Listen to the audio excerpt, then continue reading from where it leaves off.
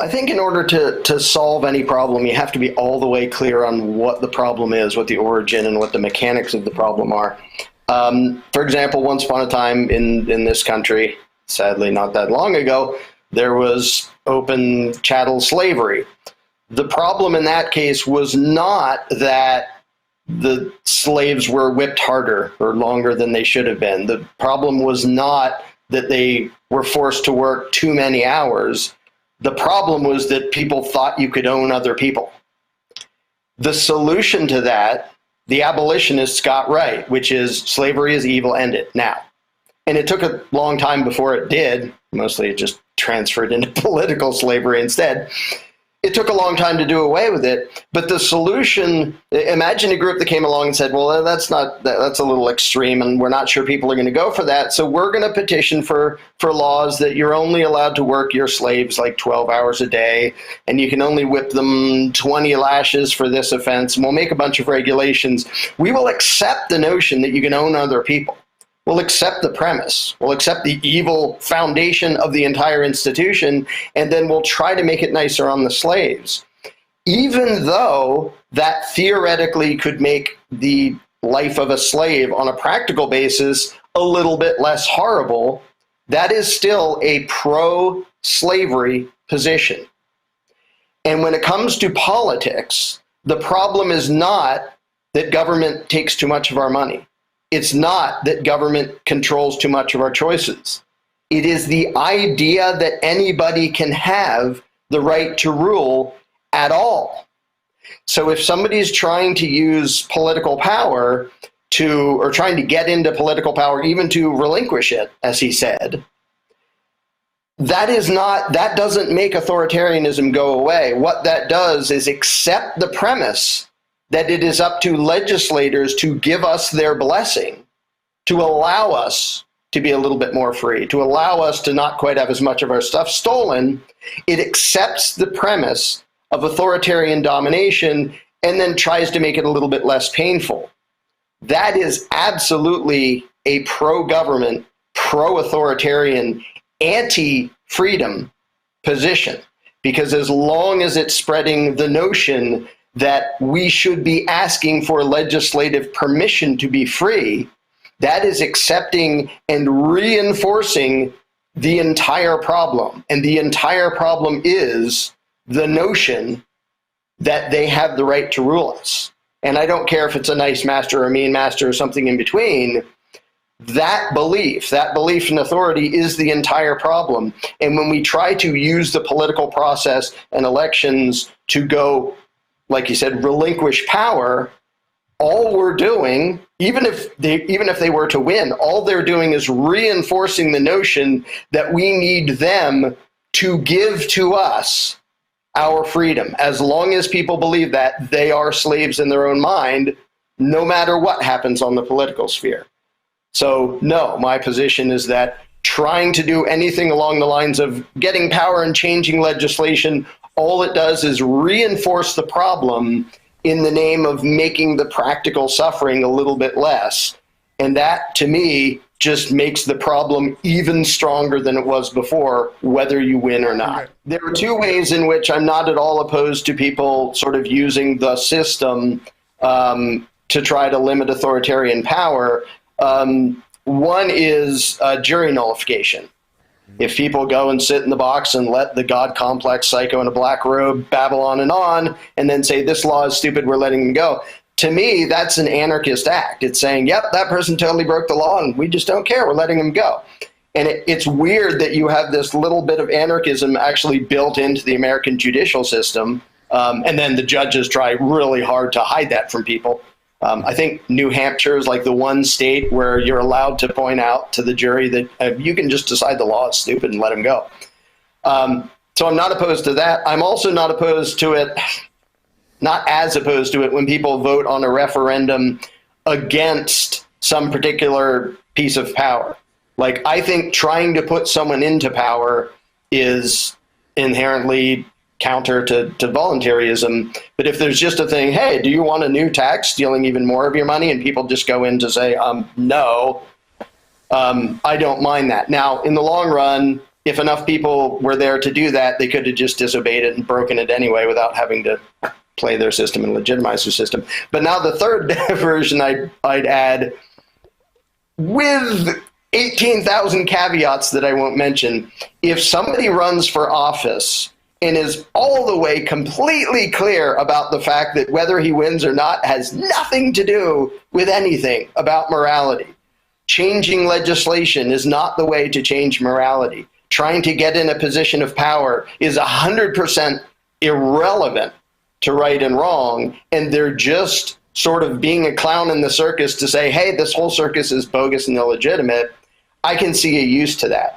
Unfortunately, the vast majority of the time when I see libertarians running for office, they very quickly fall into the pattern of, if you vote for me, I will... If they vote for you, A, you will lose, and B, even if you won and did your legislative agenda, all you're doing is reinforcing the insane notion that we need legislative permission to be free. So if someone jumps into the circus just to be a clown and make fun of the circus, I can see some use in that. But actually trying to have a political or legislative agenda, to me, is just completely antithetical to actual self-ownership. Well, actually, I totally support what the abolitionists did, which is, I mean, some of them whined to change the law, but what broke slavery was not a change in legislation.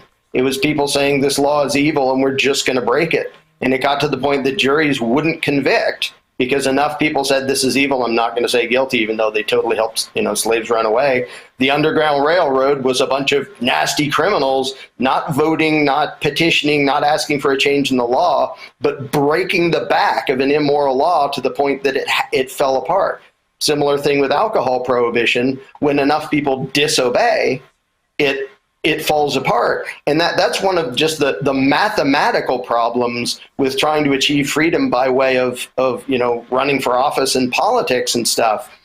By the time you get enough people that you're anywhere near being able to vote someone into office who you hope is going to vote for something that you hope is going to pass all the other committees and get past all the other politicians to maybe give us a little bit of freedom back, when you were a fifth of the way there and you had 10% of the people on board, those 10% of the people could have broken any law of any empire ever. 10% of the people in this country is 30 million people. If 30 million people openly say, see this law, it's stupid, it's evil, we're going to defy it, and if you come to get us, we're going to shoot you, that's it. Way, way before you would ever get to the point of being able to vote that law out of existence. And that's what happened with the end of slavery is, you only needed enough people that on every jury, there's a few people going, slavery is screwed up, messed up, I'm not going to convict them. And a tiny little percentage of the population helping slaves escape up north and doing all that stuff. And then some of them like openly being, violently rebellious against slave owners to the point it was no longer enforceable. Way before there was any legislative fix. And then politicians do what politicians always do after the fact, and they pretend it was their idea. Like with drug prohibition, we passed a new amendment saying with alcohol prohibition, saying you're allowed to have alcohol. Yeah, that's because the whole thing completely fell apart until you couldn't enforce it. So it's actually an example of open disobedience outrunning political and legislative action to achieve freedom way more than voting for some new slave master would have. The idea of, well, let's get a nicer master to give us permission is actually the other frickin' direction. That's the direction that says, yes, it's legitimate. Yes, we need the laws to tell us what we're allowed to do. Yes, we need a kind master who will be permissive. Then it's legitimate. Then we can all be quiet. Then we can settle down. And that is actually, like I said, that's a pro-authoritarian position, but it's also the smartest thing they can do. And the funny thing is, I'm glad they're being as stupid as they are and charging as fast into fascism, because a lot of normal people are actually waking up and going, what? Wait, since when did they have the right to tell me I can't leave my house? What the hell? Whereas if you get a kinder, nicer master, people go, oh, well, I guess I won't complain about this. And then you get to where we are now. Again, this is digital. This is not analog. I either own myself or somebody else has the right to rule me. If you accept that somebody else has the right to rule me and then bicker over how nice he should be to me, that is 100% anti-freedom. Literally, since the revolution, There have been people trying to be politically active and keep our government small and limited, and it grew into the biggest authoritarian empire the world has ever known.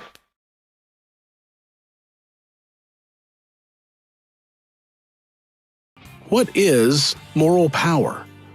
The power which operates on the affections, passions, reasons, and moral sentiment of mankind and thereby controls them without physical force. It comprehends every description of influence which, without applying or threatening to apply physical coercion, tends to determine the will, conduct, and character of human beings. What is political power? The power of the state, body politic, or civil government, operating under the forms of law and compelling or threatening to compel subjection to its requirements by physical force. It comprehends every description of influence founded on the authority of the state, which either applies or threatens to apply physical coercion. Taking these two powers, as they exist in this country and as they are available to philanthropists and moral reformers, let us contrast them. We affirm that moral power is superior. 1. In respect to their general objects. It is the object of moral power to regenerate public sentiment, to superinduce a right public opinion and will in the great mass of the people. It is the object of political power to overawe and coerce by penal laws delinquent and refractory individuals.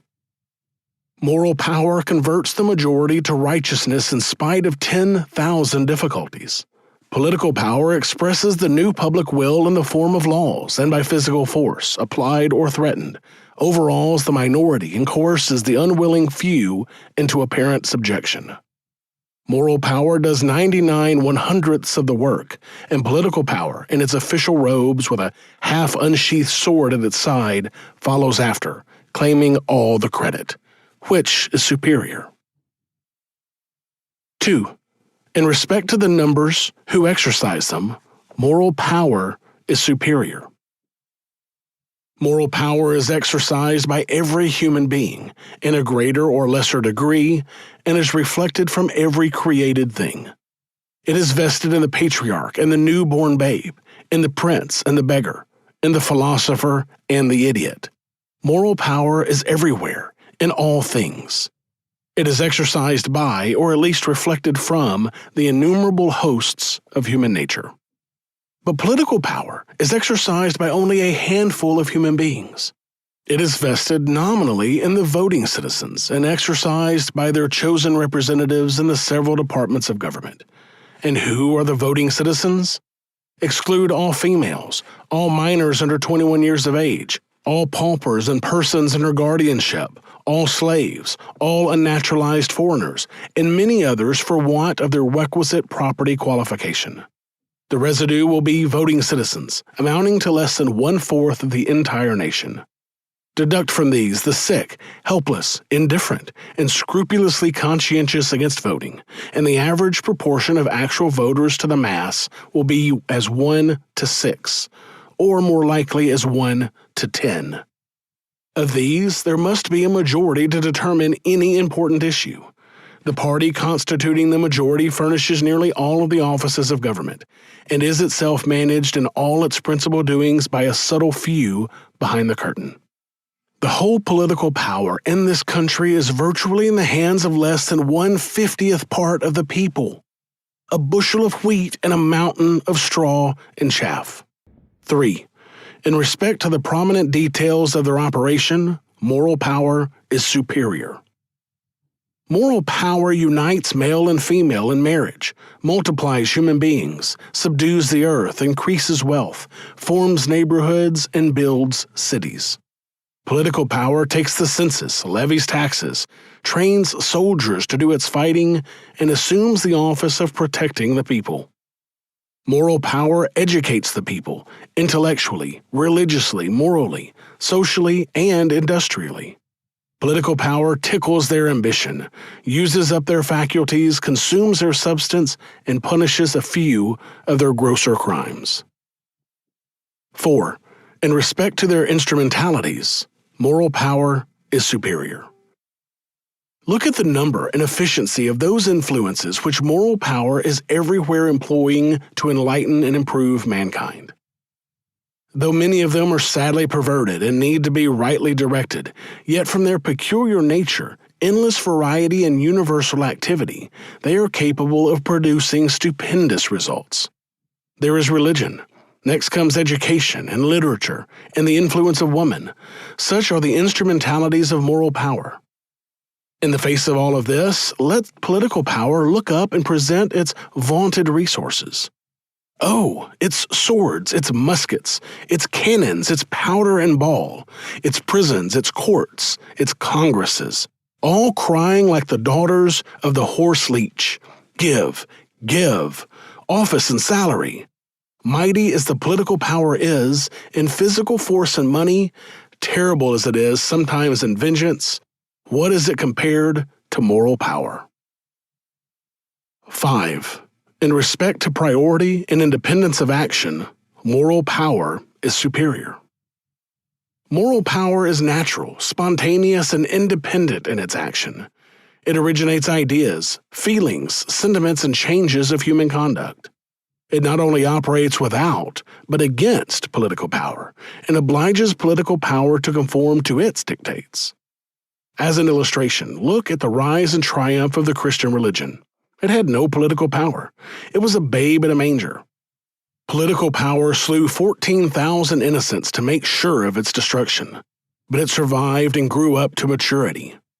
What important change was ever brought about for the public good by political power alone? It originates no such changes. It never thinks of making any such changes till moral power has suggested them and prepared the public mind to acquiesce in them.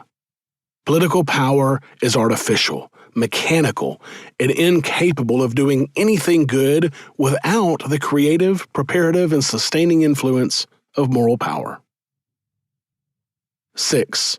In respect to their freedom and elasticity, moral power is superior. Moral power is not restricted to times, plans, and set forms. It is not confined to certain classes of persons, within certain lines of latitude and longitude, nor to particular cases of character and conduct. It is at home everywhere, among all human beings, at all times and places. Not so with political power. It is restricted on every side by constitution, laws, regulations, precedents, formalities, and usages. 7. In serious other respects, moral power is superior. Moral power operates through all its multiform processes and accomplishes its magnificent results with little show and at its own expense. Political power puts on its robes, sounds a trumpet, and parades its machinery before the public eye at the expense of the public. It taxes them as heavily as they will bear, compels them to pay, and takes care to secure to itself an ample remuneration. Those who are fortunate enough to keep clear of political power are fortunate indeed. Again, moral power, being unostentatious and disinterested, exerts a purifying and ennobling influence on the character of its votaries. But political power has the contrary tendency. It generally renders its devotees more selfish, corrupt, hollow-hearted, and tyrannical. Many a decently good man has gone into the labyrinth of politics and held office to his own moral ruin.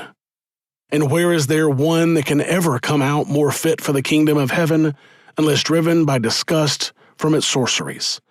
It requires no ordinary virtue to maintain one's moral integrity against the seductions of political power. Finally, moral power has devised and accomplished nearly all the good that has been done among mankind since the foundation of the world. It has discovered, invented, and perfected all manner of improvements: mechanical, chemical, intellectual, social, moral, and religious.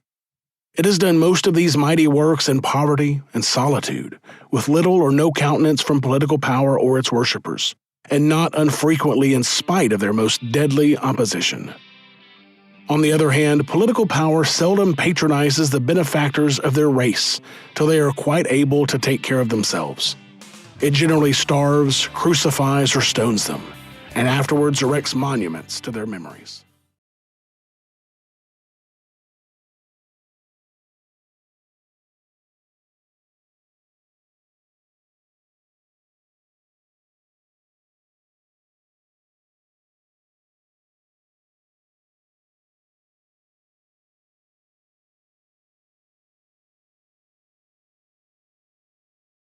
Take a look at these 5 questions by Larkin Rose. This can also help when it comes to understanding this knowledge. Ask yourself these questions, pause this video so you can deeply think about this for yourself on behalf of political power versus moral power.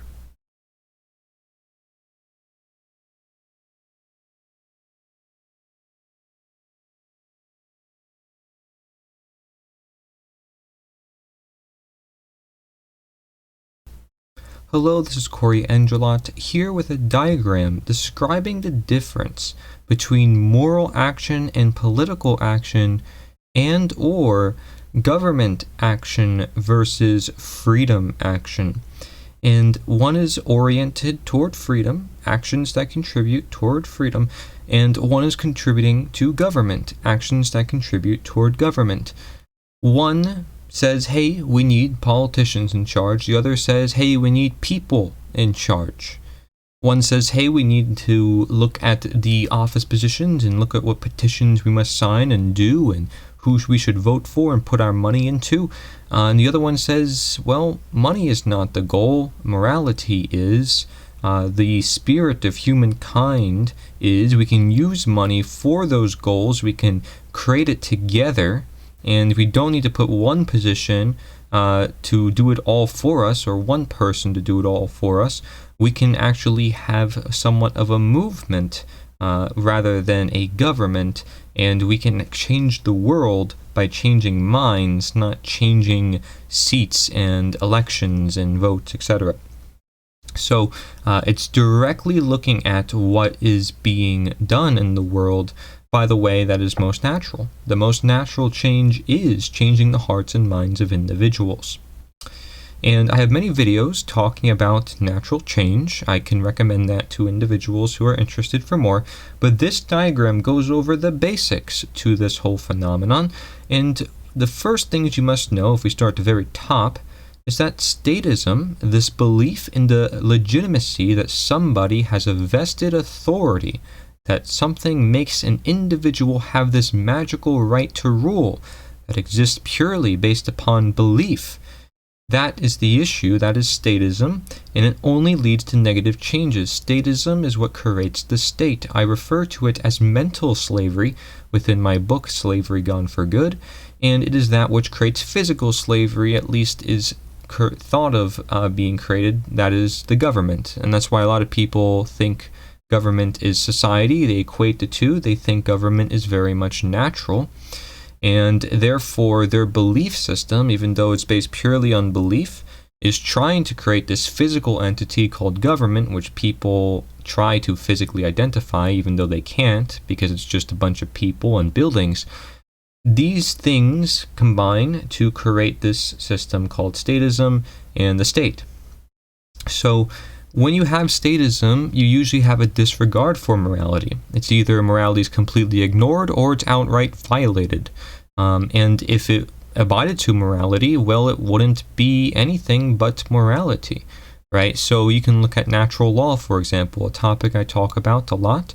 If something is aligned to natural law, well, it's redundant because it's already pre-existing. It's already the law. So to make something man-made and say, well, this declares that you're free and you're already free as a human being, it's redundant, it's unnecessary. Therefore, that man-made law does not need to exist. That's another perspective you can look into. I would recommend that for individuals as well if they want to look into natural law. Is it something that you have to look into? No, it is not. But it is something that can provide more perspective on this. So moral action is not political action, and it is always greater than political action. Usually political action, you can see there's usually a certain amount of years for a certain amount of person. They're not looking at the ideas themselves. They're not looking at morality. Like I said, disregard or violation for that. But usually when you see that there's elections going on, those are temporary. All that stuff is temporary. The ideas, the responsibilities given away to others. and a lot of trust and faith in the process, which is why a lot of people call statism a religion, because people are basically begging the authority figures or government to fix things for them. And moral action says, no, put the action in your hands, and if it isn't, then empower yourself or empower others, so that way we can all change the world for the world that we desire. You know, it's not one where it's like, give me the ring of power and trust me, I won't be corrupted, because we saw how that worked out in Lord of the Rings, right? And I have a whole presentation on Lord of the Rings, which I would also recommend, that goes into this whole notion.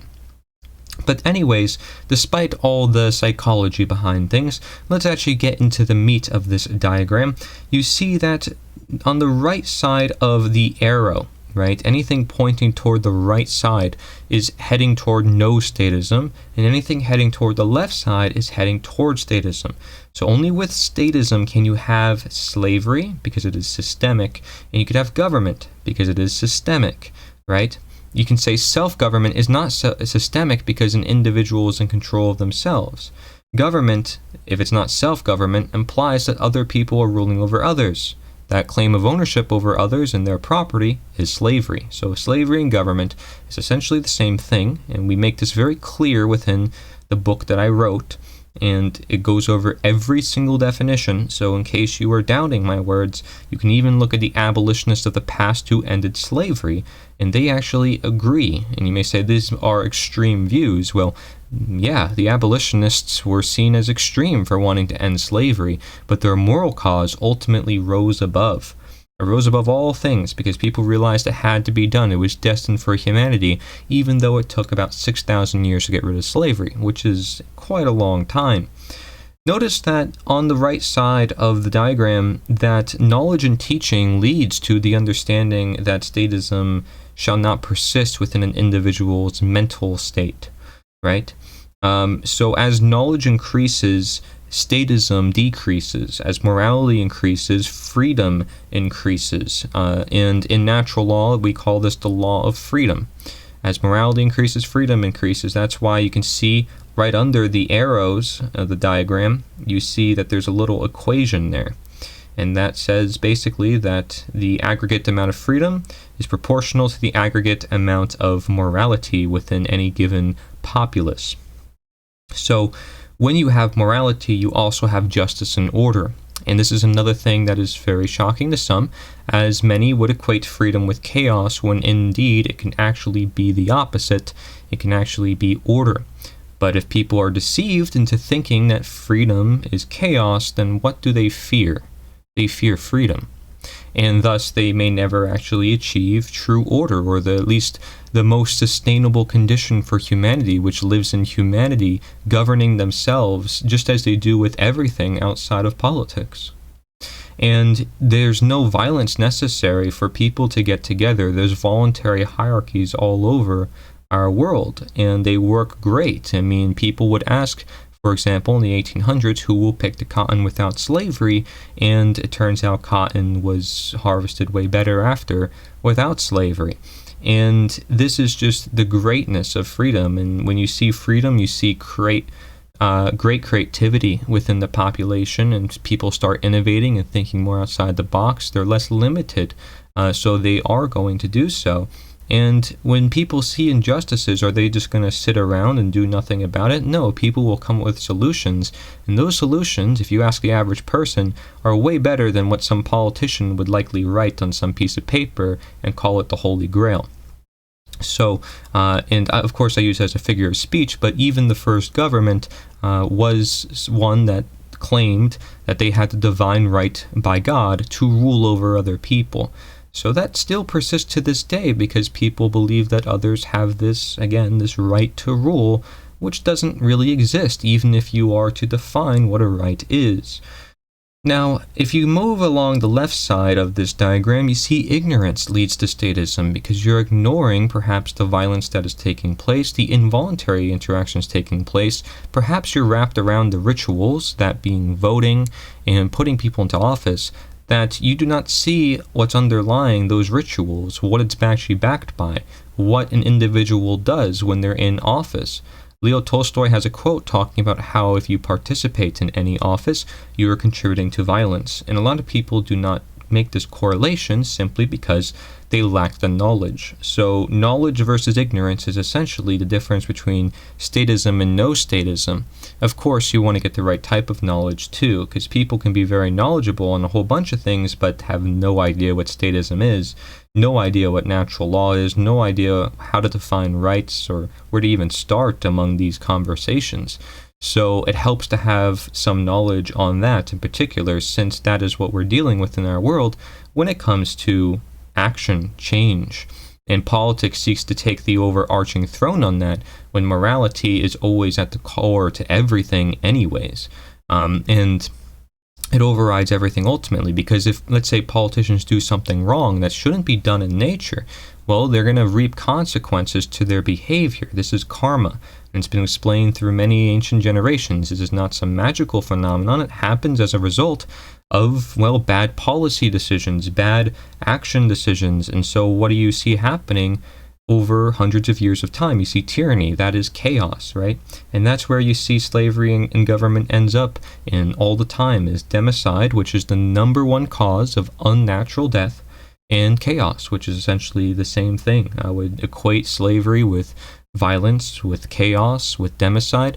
And to say that freedom is any one of those other things is to mistaken ourselves of our knowledge, to be in ignorance of what freedom actually is.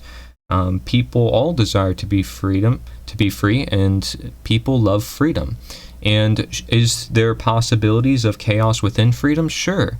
But does freedom also allow for solutions to be created? And the question is really, what do we do with our freedom? That's the biggest question. Do we use it to make a better world, or do we not? And since we still have some freedoms as a human populace in different parts of the world, we have to use that to our advantage to create even more freedom and better circumstances for humanity. You can do a wrong action, and you can do a right action in freedom. Freedom gives you the possibility of the both. But the point is that in slavery, you're guaranteeing a negative, and you're also guaranteeing, one, that if it's slavery and if it's systemic, that people are usually legitimizing to make it seem legitimate.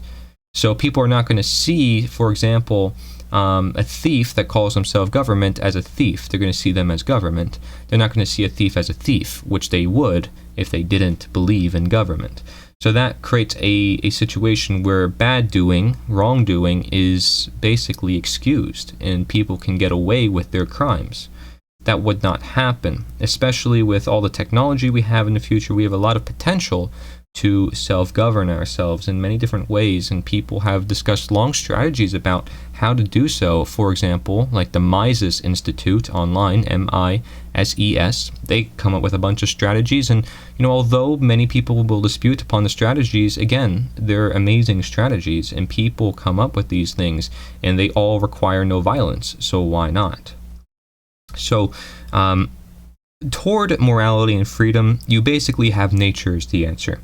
And toward slavery and government, you have man as the answer, because people are looking up to man as the source of morality, as the source of what is good and what to do and what not to do, as opposed to nature.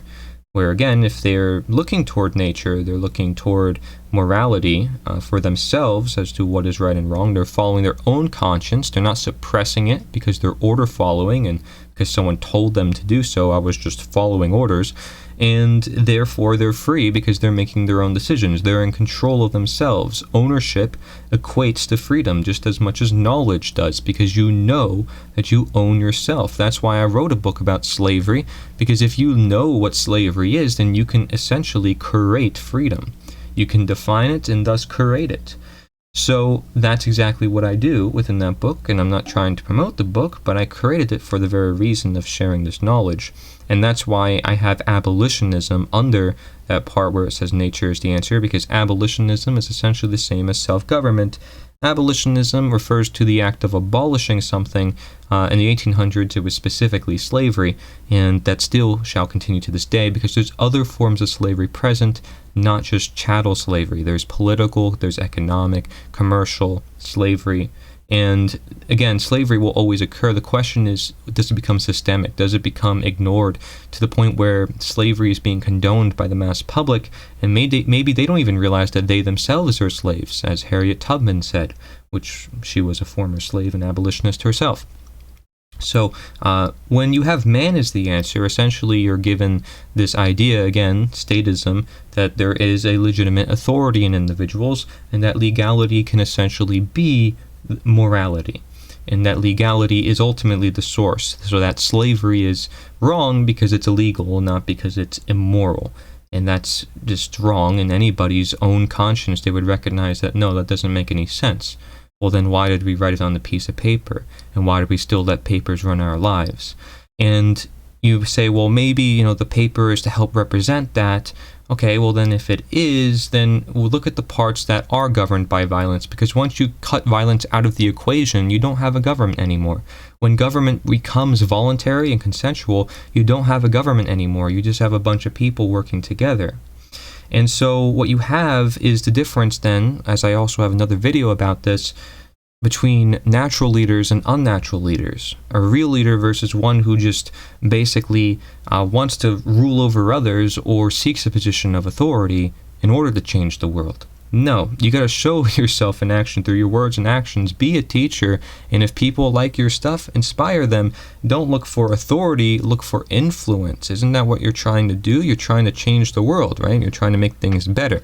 So you wouldn't seek authority. That wouldn't be your end. Your end is influence. So make it your direct action. And natural leaders are teachers. They do not seek any authority, because why should they? Why should they want to be in any authority? If anything, they want to bring other people up with them into authority, essentially, or just an influencer, individual, where it's empowerment, right? Where everybody rises up together because, well, they all share the ideas, they like each other, and it's mutually respectful. As the Tao Te Ching says, the Tao talks about how the leader is basically behind the pack. It gives us the ironic view of the fact that a leader is one that does not really lead or govern at all.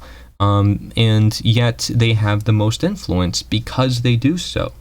And people see that genuine character, perhaps, and in some individuals, and that makes them like them, right? Don't forget about the actions of those individuals, though, because that can be deceiving. Politicians, definitely deceiving, because they're using nature to look appealing, right? They're using nature, something that looks natural, like having fun or being more human-like, to kind of buddy up with you and get you on their side, say, hey, you should vote me in office because I sound like you.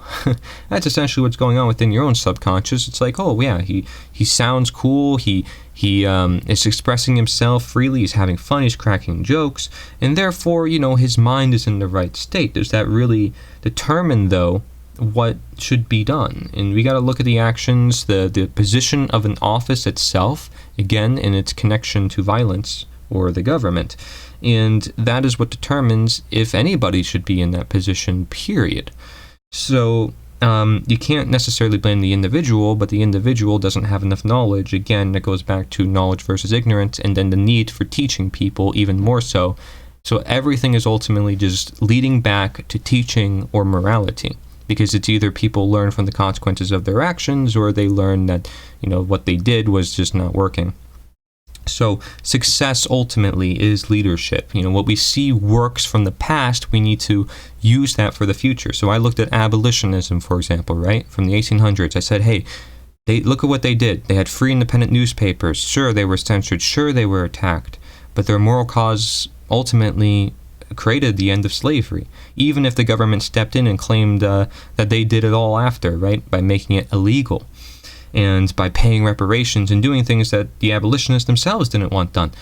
People forget those parts of the story, but ultimately the abolitionists led the charge. Otherwise, none of it would have happened. So success is leadership, and leadership is not success, okay? So just being in a position of authority, like, wow, you won a chair position, or wow, you're running for office, it's not worth an applause, in my opinion. It's not worth cherishing, because it doesn't mean anything, actually, in the world for action. And I don't want to hear your list of stories of how much you've done either, in regards to politics. politics. I want to see, okay, sure, how you've changed things in the world in general, right? And what are you trying to do by telling me everything that you've done? Are you doing it for a position of authority? Or are you doing it to say, hey, look at how much I've done, now you can, join me in your efforts and we can do even more? Then it's different motives. One says, hey, I need you to make me higher in authority. The other says, let's do this together. Let's build a better world. And I'm not your representative when I'm going to try to get more rights than you are. No, that whole representative argument doesn't make sense either. The point is, we're equal, so be equal. And if you're simply an influencer, a leader, why should you want to be an authority? You don't, right? When you do, you start embracing ego, and then you go on an ego trip and you become stubborn, you lack control of your own will, you become corrupted. But again, without enough knowledge of that, you're just going to fall into these games. And once you start joining that game, it might consume you, just like the darkness in Lord of the Rings. So you got to be very careful with power. Tread lightly on this, and take my words for sure. Truth is authority. That is, you must always remember. God or nature is the real government, and so anything under that is illegitimate. Anything man creates is not perfect. Take these universal truths to heart, because there are things we must know about our world before we can say that we ourselves are God or nature. We're not. Okay? We need to know our place in this world. There's a time and place for everything. So I'm not saying government's illegitimate. I'm saying man-made government is. I'm not saying slavery is entirely wrong. I'm saying involuntary violence, for obedience, and people saying that they don't own themselves. I'm saying that is wrong. I'm getting specific. This is how you define slavery. This is what the condition is. And if you don't know these concepts, I recommend you start educating yourself upon this. One little podcast from me that's only 20 minutes long is not going to be enough for you to understand all these topics. This is just a diagram giving you a brief overview. But if you can get the point that moral action and human action is more important than some person in a costume or with a badge or with a title action, then you're on the side of humanity. You really are for the people. And speak about that. If you want to have a little bit of an ego about that, so be it. At least you're not using violence. At least you know what you're doing because you have knowledge behind what you're doing. And so I applaud you in your efforts, and I'm willing to stand with you. So we can all create the world that we want to live in, one without violence, one without slavery, right? So let's optimize our world by knowing what we're doing to our world, and part of that is realizing that politics is not the answer and never was, and we need to drop it off the face of this earth. Most people I talk to, they don't even want to run. They don't want to do this stuff, so why are you doing it? It's something that it prohibits people from having fun. It causes a bunch of political correctness, and you start becoming a robot. You start thinking about how to persuade others. This is not what a leader should do. It shouldn't be trying to find strategies of how to persuade others. I mean, this is bizarre. Learn how to express to yourself, your own soul. Find inspiration in actually what you're doing, right? So look for that human cause. Thank you. I appreciate it. Corey Edmund, Nature is the Answer. Check out my book, Slavery Gone for Good, Modern Abolitionism. Thank you. The following quotes are from Slavery Gone for Good, Modern Abolitionism by Corey Edmund Engelot.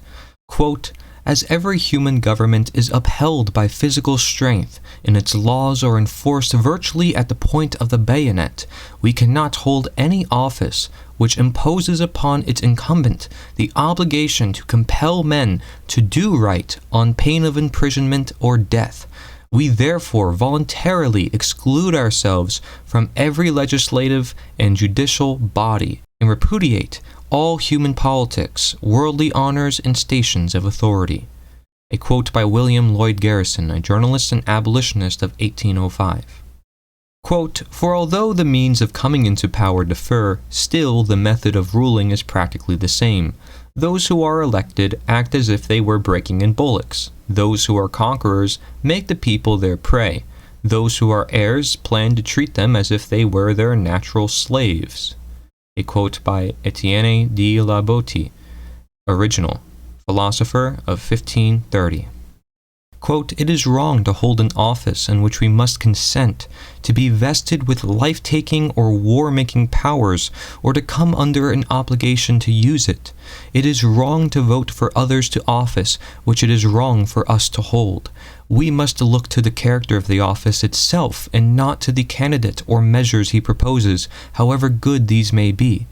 To exercise the franchise, even to effect the abolition of slavery, would be wrong, would be to vote for murder to prevent theft." This is a quote from The Liberator, an abolitionist newspaper of 1831.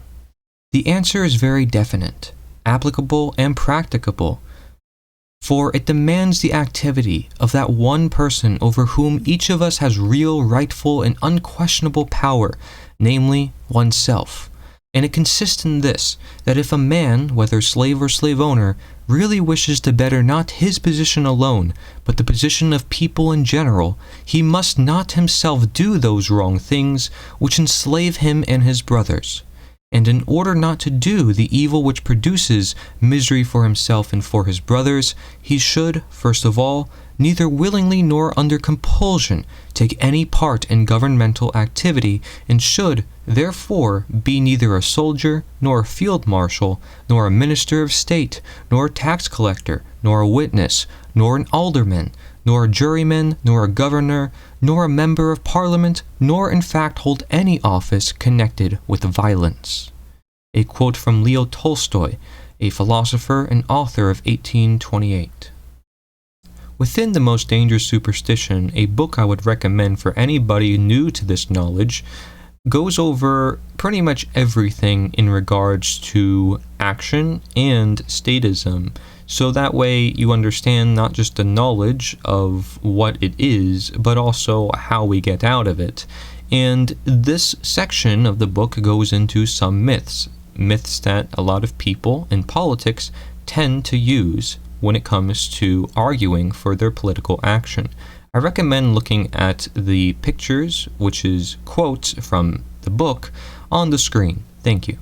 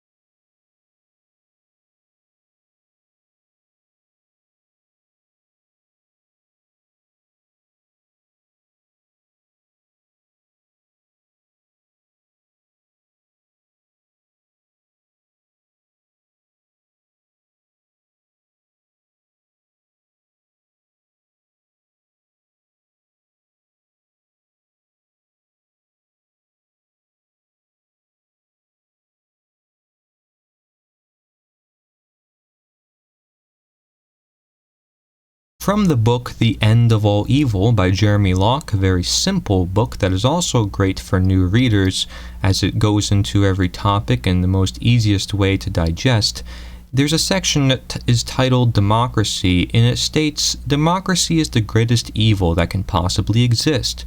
It is a greater evil than communism and a greater evil than royalty. All other forms of tyranny are obviously evil because they allowed a few to control the lives of all. Freedom was destroyed for nearly everyone. Democracy, however, teaches that you are free enough to vote, a seemingly better system. Unfortunately, it legitimizes other people voting away your freedoms. This makes it evil. What makes it pure evil, and the greatest form of evil that can possibly exist, is that you also vote to take away others' freedoms."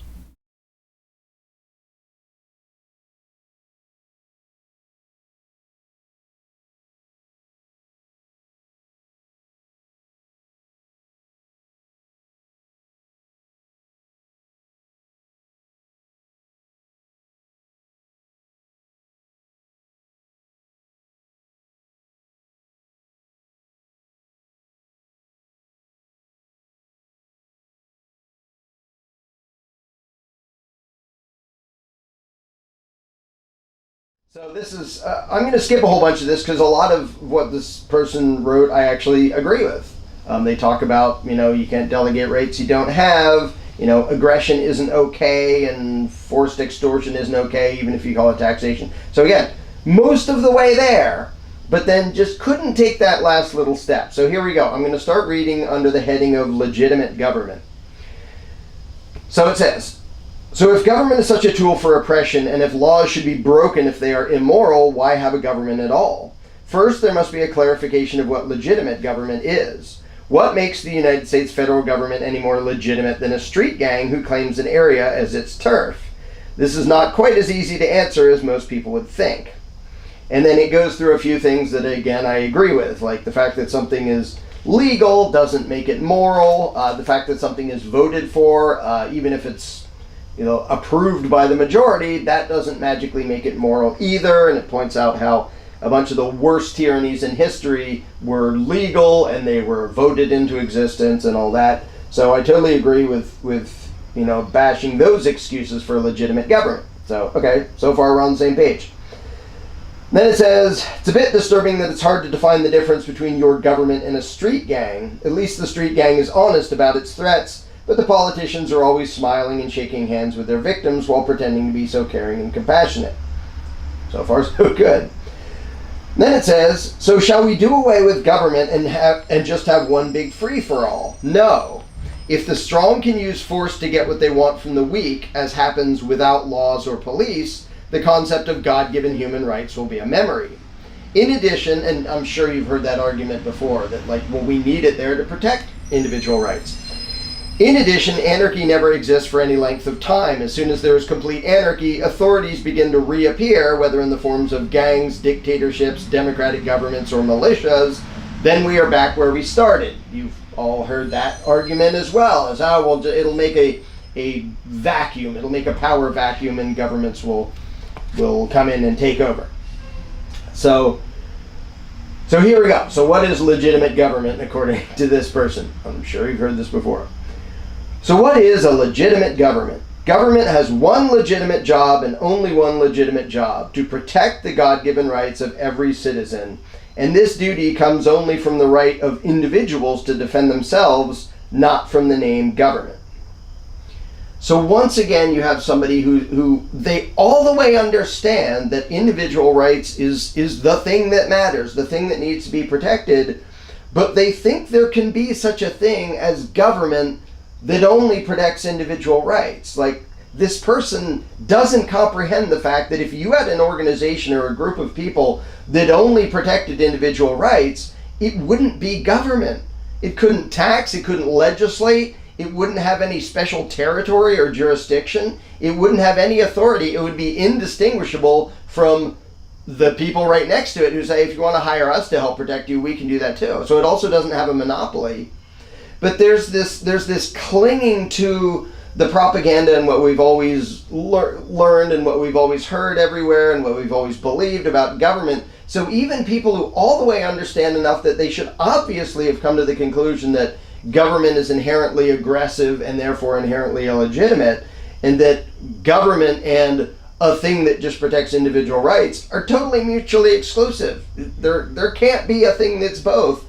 But there are some people who, because of their indoctrination, they're still trying to cling to that idea of, well, I want a protector government that only does these good things, that only defends individual rights. And this person just doesn't freaking understand. But I'm using this as an example because it does succinctly express the bogus position of a lot of people, of a lot of minarchists. So it goes on, with government as with individuals, the only good use of force is in defense of someone's freedom. True, except if that's the only thing it does, it isn't government, it isn't authority.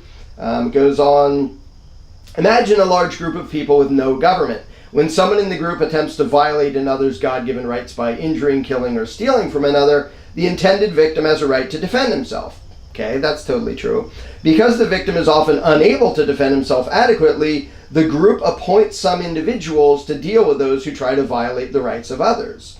They also create written laws based on the idea of God-given rights, which can be simplified as no one shall willingly deprive another of life, liberty, or property. See, this person still has a remnant of the authoritarian fetish in their brain, and they think, well, we need a law that says that. Like, we need some holy written down thing, as if that makes it legitimate. Like, defending yourself doesn't require somebody to write something down and do some dumb ritual and say, no, it is the law of the land. It's just a description of reality. I mean, that's just as dumb as saying, well, 2 plus 2 won't really equal 4 until we have a math authority that writes down, we hereby declare that 2 plus 2 equals 4. Like this, and I can sympathize. I can sympathize that they're trying to reconcile the statist indoctrination with understanding individual rights, and they don't get that they can't be reconciled. There can't be a government that's only a protector, and the notion of law and having a final decider, and we're going to have this all-powerful thing that does the right thing, that does the good thing, that protects us. And one of the most pathetic things about this this mentality is it's still trying to imagine a superhuman entity that will make sure everything's okay, despite the fact that I'm sure this person would admit that never, anywhere in the history of the world has government only done this. But there are still some people who argue we need to have government because we need it to do this thing, just protecting individual rights and nothing else. Even though not only is it never done that anywhere in the world at any time in history, it has always been an aggressor, it has always been a violator of individual rights, but every single time it has ever been tried, it has been the opposite. It has been an aggressor, like I said. It has been the violator of individual rights. So they're basically saying, we need to hang on to this thing that has not only never done the thing that we say we need it for, but has always done the exact opposite and made it worse. So it's frustrating to see people so close, but who are still so clueless and couldn't let go. So he goes on, the reason for putting the law into writing is to have everyone know what acts are considered a violation of another's rights and what the consequences will be for committing that act. Okay, but why do you need to call that law? Like, I could write down, if you try to break into my house, I'll shoot you. Like, I don't have to pretend it's law, I don't have to pretend I'm authority. If it's just a matter of letting people know, here's what we're going to do to you, like here's what we feel justified doing ourselves, that's just kind of a threat or a warning. It doesn't have to be law, it doesn't have to be authority. And the notion of having some centralized authority declaring those things, immediately it's a bad idea, and immediately it turns into authoritarian control. The only freedom a legitimate government ever takes from an individual is the freedom to deprive another of freedom. In this case, it becomes clear that government is simply a hired enforcer for the people, nothing more. Government does not have the authority to make up laws that are outside of the realm of protecting freedom. Well, what are you going to do to stop it when it does? Well, vote really hard. It is not allowed to be exempt from law. When it uses force, it is the force of self-defense that rightfully belongs to the people, which they in turn extend to the hired government. I see this argument so often, and it's so misguided, and I can sympathize with it, but it's so misguided to think we need that authoritarian thing doing something that's completely not authoritarian, and that it has never done in the history of the world. But it really is just a problem of not being able to let go of a comfortable belief system that you've had in your head all your life, and it's hard to let go and realize that whole thing start to finish is bogus. So like this person is still trying to like hang on to, well, okay, we still need government, but it needs to be very different. It needs to be this thing that has never been before.